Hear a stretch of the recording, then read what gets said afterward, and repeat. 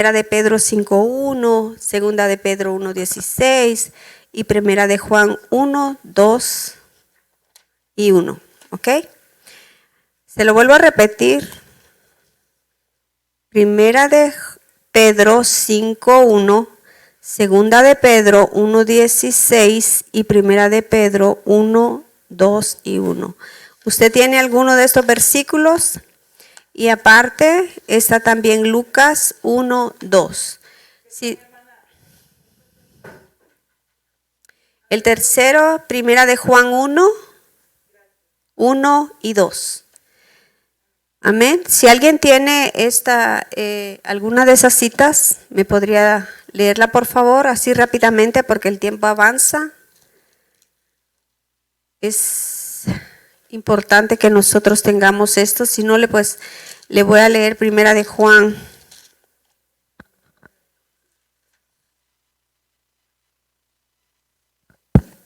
Amén. 1, 1 y 2. 1, 1 y 2. ¿Lo tiene mi hermana? Amén.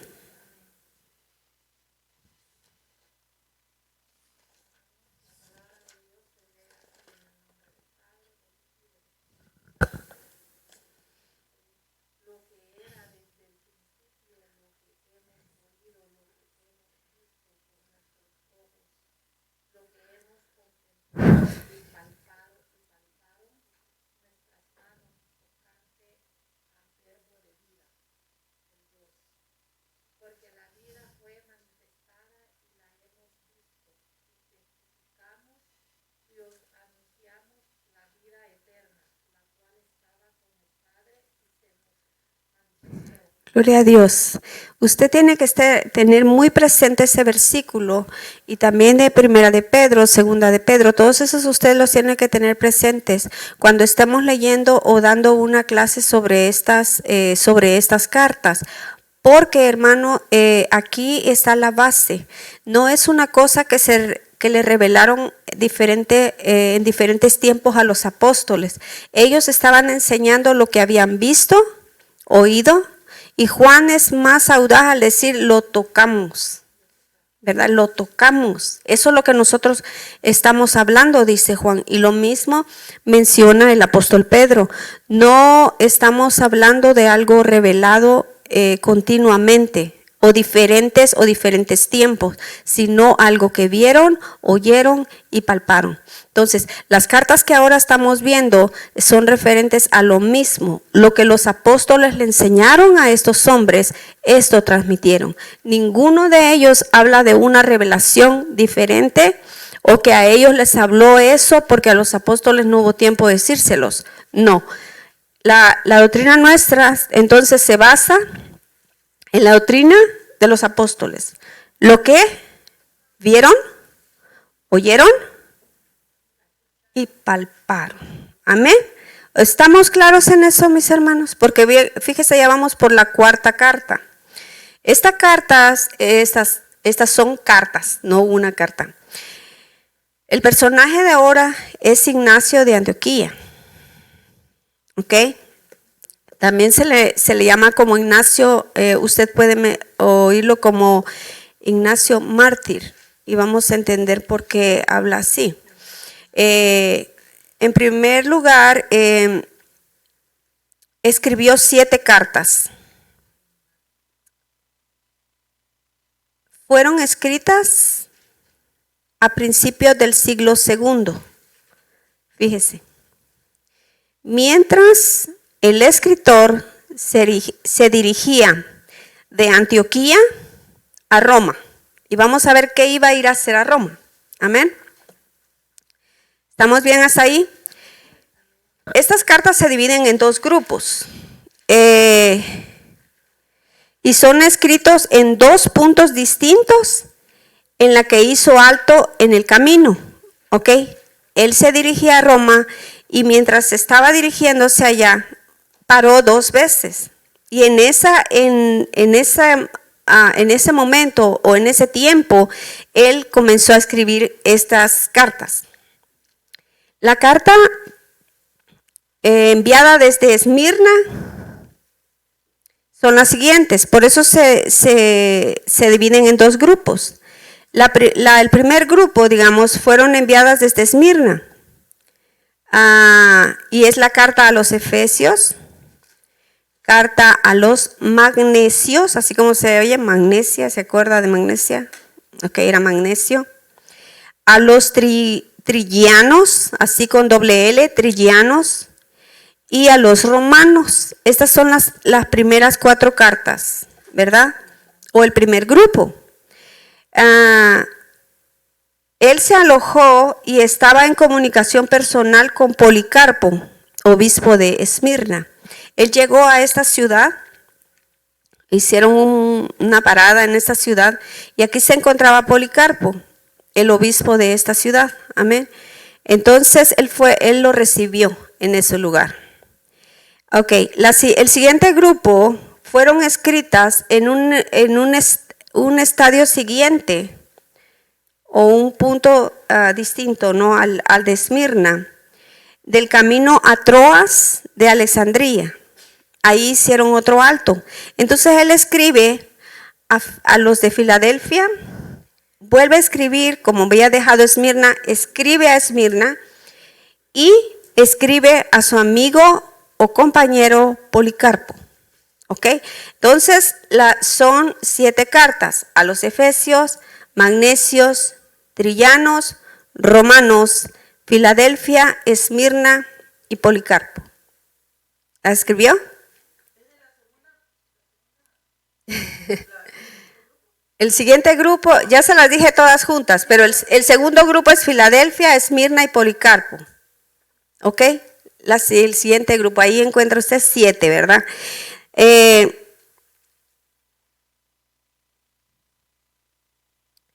También hicieron alto antes de emprender la travesía del mar hacia Europa. El punto que fueron escritas en cada caso viene determinado por las noticias que hay en las mismas cartas. Si usted quiere saber acerca de eso, tiene que leer las cartas. Desde ya le digo, son cortas, ¿verdad? No son muy largas, son 7. Y ahí usted va a ver toda la información acerca del lugar donde él estaba. Amén. Por lo que él les escribe ahí.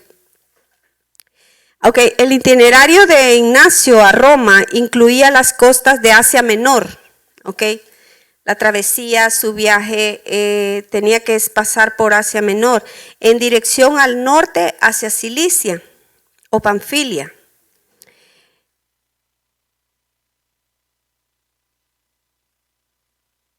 El viaje continuó luego por tierra, deteniéndose por un tiempo en Filadelfia. Okay, todo eso, acuérdese, para llegar allá tenía que viajar por mar, luego caminar, eran meses para llegar. De Antioquía, ¿usted sabe dónde quedaba Antioquía? ¿Están familiarizados con Antioquía? ¿Ah? ¿Cómo? Asia. Antioquía de Siria. ¿Ok? De ahí salieron los primeros misioneros. ¿Recuerda? Ahí salió el apóstol Pablo. Ahí encontró a Ananías. También ahí fueron llamados cristianos por primera vez. ¿Ok? Entonces todo eso, hermanos, es información para nosotros. Mire de dónde viene todo eso. Entonces, Ignacio era el obispo de Antioquía. ¿Ok? Por eso es que venía de Antioquía, ¿hacia dónde? De Antioquía de Siria, ¿hacia dónde se dirigía? Hacia Roma. O Europa, ¿verdad? Ok. Parte de Europa. Ok, esta travesía dice que hubieron muchos rodeos, rodearon muchas partes o muchos pueblos y las estancias también se obligaron por el cuerpo de guardias que lo llevaban. A los guardias él les llamaba 10 leopardos, así les llama en una de las cartas, sus 10 leopardos, los que lo escoltaban. Parece que le permitieron recibir visitas, predicar y escribir las cartas que poseemos. Todo eso se lo permitieron los 10 leopardos, como le llama él.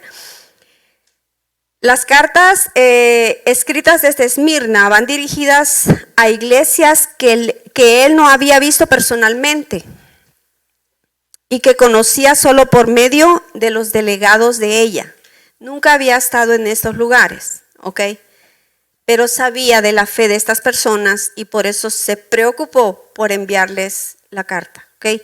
Las epístolas escritas desde Troas, o sea, el otro grupo, van dirigidas con personas con las cuales se había tenido comunicación personal en alguna fase previa de sus viajes.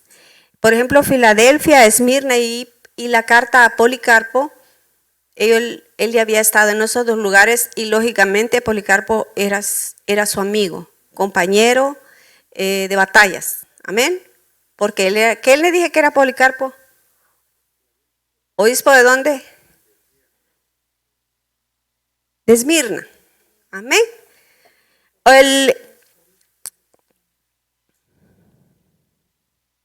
Dice que en el punto había un punto en su viaje, había una encrucijada y podían elegir el camino. Los guardias decidieron ir por la carretera norte, que pasaba por Filadelfia, Sardis y Esmirna. ¿Recuerda dónde están estas ciudades, verdad?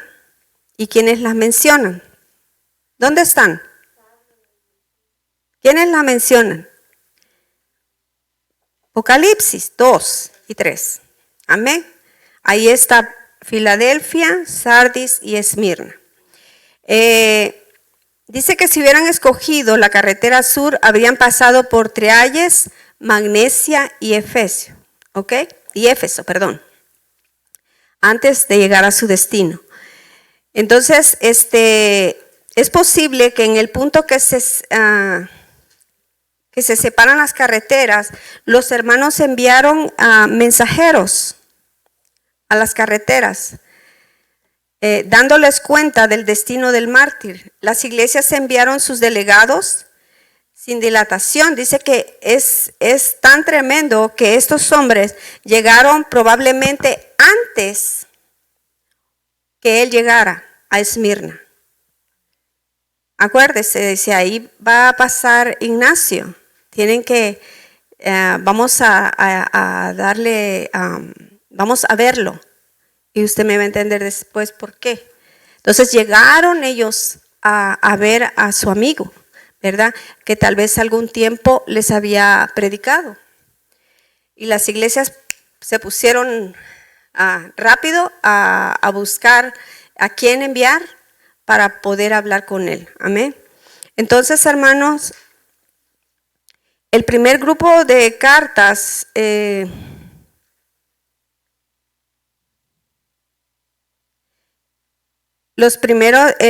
primer grupo consiste en cartas de 3 iglesias cuyos delegados estaban con él en Esmirna. Las 3 primeras cartas que hizo las envió con los delegados, ¿ok? ¿Sí me entiende? Llegaron y él tuvo la oportunidad de escribir esto. Las cartas son breves, como le dije antes. Los temas centrales de las cartas, si quiere anotar: advertencia contra las malas doctrinas. Advertencia contra las malas doctrinas. Eso se refiere, él habla en las 7 cartas esto. Especialmente el docetismo. Ya usted sabe qué es eso, amén, porque ya nos lo enseñaron. Dice, la unidad de la iglesia es el otro punto. La obediencia a los obispos y la gloria del martirio. Otra vez, advertencia contra las falsas doctrinas, especialmente el docetismo. La unidad de la iglesia, la obediencia a los obispos y la gloria del martirio.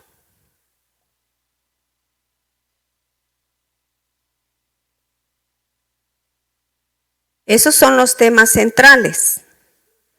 ¿Por qué lo hizo? Porque había subordinación contra los obispos, estaban luchando contra los herejes y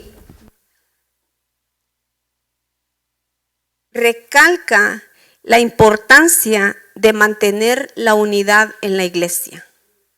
Hermanos, nosotros creemos que ahorita estamos en unidad, ¿verdad? Nosotros creemos que ahorita estamos en una alabanza o oyendo una prédica, nosotros estamos en unidad solo porque estamos acá. Pero la unidad ellos la experimentaban con fidelidad hacia su hermano. O sea, quiere decir fuera del culto. No solo adentro, sino fuera. Era algo, la unidad, hermanos, es como un vallado impenetrable. El enemigo no entra ahí. Por eso es que se nos cuela cada cosa, ¿verdad? ¿O no? Porque nosotros la unidad no la hemos experimentado, porque no la comprendemos a cabalidad. Porque no se trata de que nos salga bien un coro, o que todos hayamos oído una prédica y hayamos anotado todo. No. Cuando vamos a ayudar al hermano, cuando nos pide un favor, cuando está en problemas, cuando pasa todo eso, hermanos, ahí es donde se nota y se conoce la unidad. Amén. Y eso solo lo recalca la sana doctrina, porque estas personas, ¿se acuerdan lo que nos enseñó hermano Dani? Que habían revolucionado el mundo. ¿Por qué? Porque es totalmente distinto a cualquier otra enseñanza. Porque aquí, ¿se acuerdan lo que le dije la semana pasada? Aquí es, gracias. Aquí es teoría y práctica. ¿Cuándo lo comienzo a hacer? Cuando lo sé. Amén. Así es esto. Y vaya a la Biblia y va a ver. Eso es lo que dice siempre. Y es lo que estos hombres recalcaban. Entonces, hermanos, ellos daban mucho énfasis a la unidad de la iglesia, porque es un vallado impenetrable. Y no se mete nada, hermano, porque estamos juntos, porque nos amamos, porque nos servimos. Amén. Ok, vamos a ver acerca del autor. Todo lo que sabemos con certeza sobre la vida de este escritor está en sus cartas. Antes los escritores o los historiadores no han encontrado mucho con respecto a él y se levantaron después de él muchas fábulas, como la primera.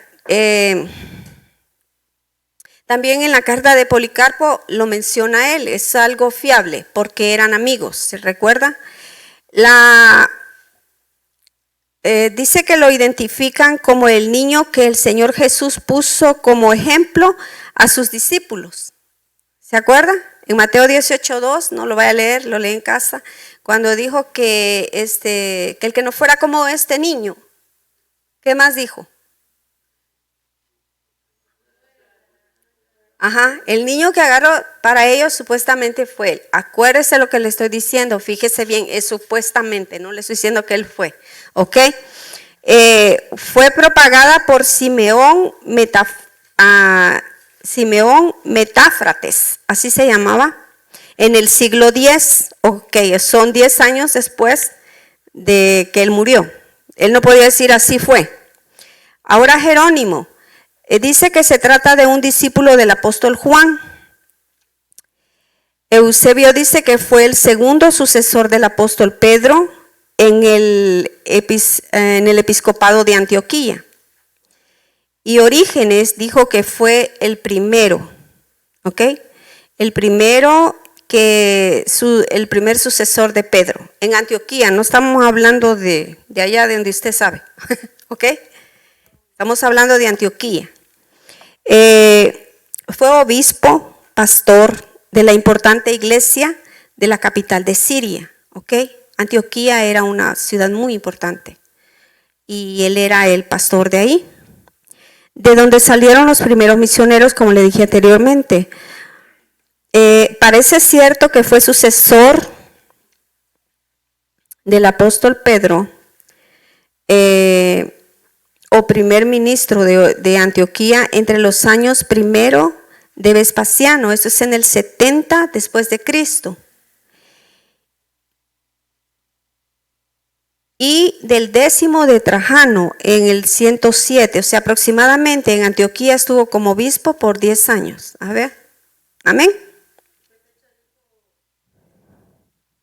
Que fue obispo en el año de Vespasiano. Ellos lo nombran por los emperadores, ¿ok?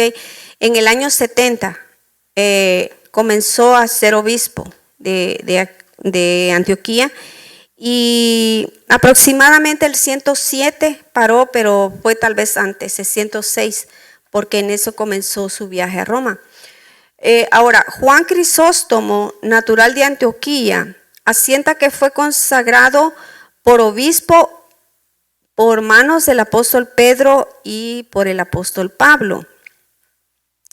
De esto no hay datos históricos, pero parece ser que ellos fueron los que lo pusieron. Ok, se duda de estos datos, pero no de la relación inmediata de Ignacio con los apóstoles. Puede ser que lo pusieron ellos, ¿por qué no? Pero sí había una relación de Ignacio con estos dos apóstoles. Amén. Entonces mire qué cerquita estaba como para tener la autoridad de escribir estas cartas. Fue apresado por los años 106 a 107 después de Cristo. ¿Ok?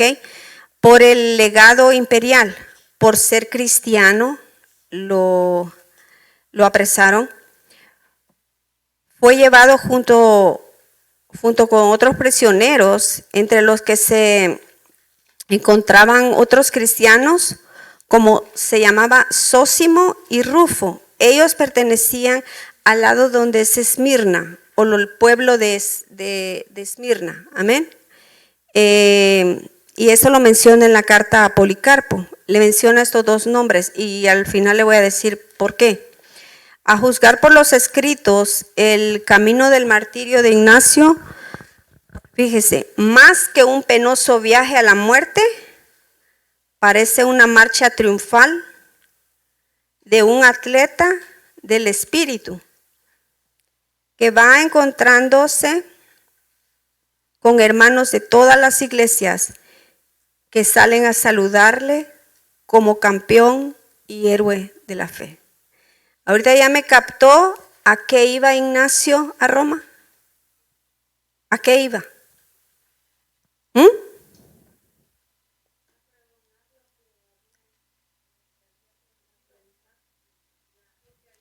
Le voy a volver a leer este pedacito. A juzgar por los escritores, el camino del martirio de Ignacio, más que un penoso viaje a la muerte, parece una marcha triunfal de un atleta del espíritu. Va encontrándose con hermanos de todas las iglesias que salen a saludarle como campeón y héroe de la fe. Entonces, ¿a qué iba? ¿A qué iba? A morir. ¿Entiende, hermano? Iba a morir. Y él se toma el tiempo, no para recordar todo lo malo que le habían hecho los hermanos, sino a introducirles más la fe, a escribirles que ya se iba, mire, ya se iba, pero era necesario recalcarles una vez más estas cosas, la unidad, no se dejen llevar por las herejías, mire, y mire qué amor de pastor tan grande por todo, no por una iglesia de Antioquía, le escribió a 7 más. Fíjese, e iba a la muerte.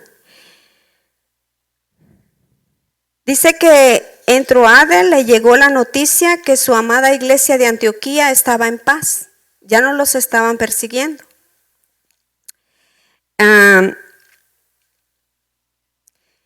Se calcula que Ignacio y el resto de los presos llegaron a Roma antes del fin de las fiestas que se celebraban. ¿Y qué era lo que se celebraba aquí? El triunfo del emperador Trajano. ¿Cómo lo celebraba este hombre, hermano? ¿Cómo lo iba a hacer? Dice que este hombre era de origen hispano. ¿Me entienden? No era de que era de aquí, de América, de México para abajo. No. Amén. ¿Sí sabe por qué era?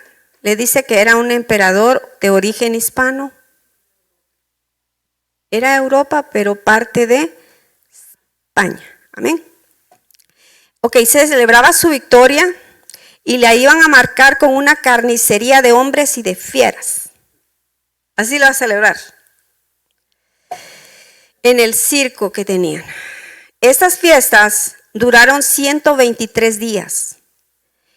Buena parte del año 107. Dice que murieron 10,000 gladiadores. 10,000 gladiadores. 12,000 animales. Y según Dion Casio, este es otro escritor, en esas garras y colmillos pereció Ignacio.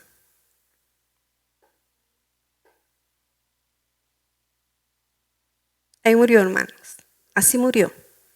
Y él sabía que iba. En su camino sabía. Ya la sentencia ya estaba dada. Entonces, se cree que sus compañeros de viaje, según las actas de los mártires, porque hay una acta de mártires, Sósimo y Rufo, los que le mencioné anteriormente, perecieron el 18 de diciembre del 107 después de Cristo. Ignacio el 20 de diciembre.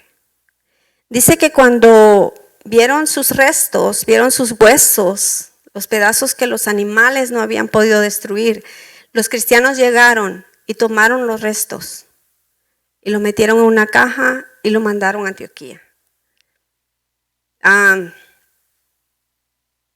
Dice, es como las reliquias de este hombre.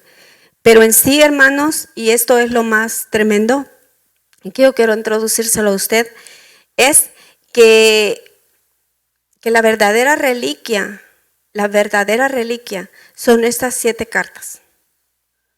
Que nosotros como cristianos, lectores de la Biblia, tenemos que saber, no solo que existen, sino lo que contienen. Usted tiene que saberlo, porque este hombre no murió de esta manera para que pasara por alto. Murió otro mártir. Mire lo que hizo en el camino, aún en su camino, iba pensando en los cristianos. Eso es algo que solamente la semilla divina hace en el hombre. Nadie más, hermano, nadie más se preocupa. Simplemente el que tiene la semilla divina, la semilla del Espíritu Santo, hace que nos preocupemos por el que viene, por nuestros hijos, ¿verdad? Por nuestros niños, por la gente joven. Yo creo que él pensaba en las personas que él había conocido en estas 7 iglesias y con este hombre Policarpo, pero también pensaba en nosotros, en los que un día tal vez íbamos a leer. Eso es lo que el Espíritu Santo hace con aquel que se deja manejar por él, el que se deja guiar por él. Es la mejor palabra, guiar por él. Amén. Y estos escritos están cuando usted los quiera leer. Amén. Y por último, mis hermanos, les voy a leer. Le quiero decir que después de su muerte, sus cartas fueron traducidas al latín, al siriaco, al armenio y a otras lenguas. O sea que mucha gente tuvo mucho deseo de poder saber lo que, no la última voluntad de él, porque no estaba haciendo su testamento, no hizo su testamento. Él estaba transmitiendo lo que el apóstol Pedro, lo que los apóstoles les habían enseñado. Yo les quiero leer un párrafo de la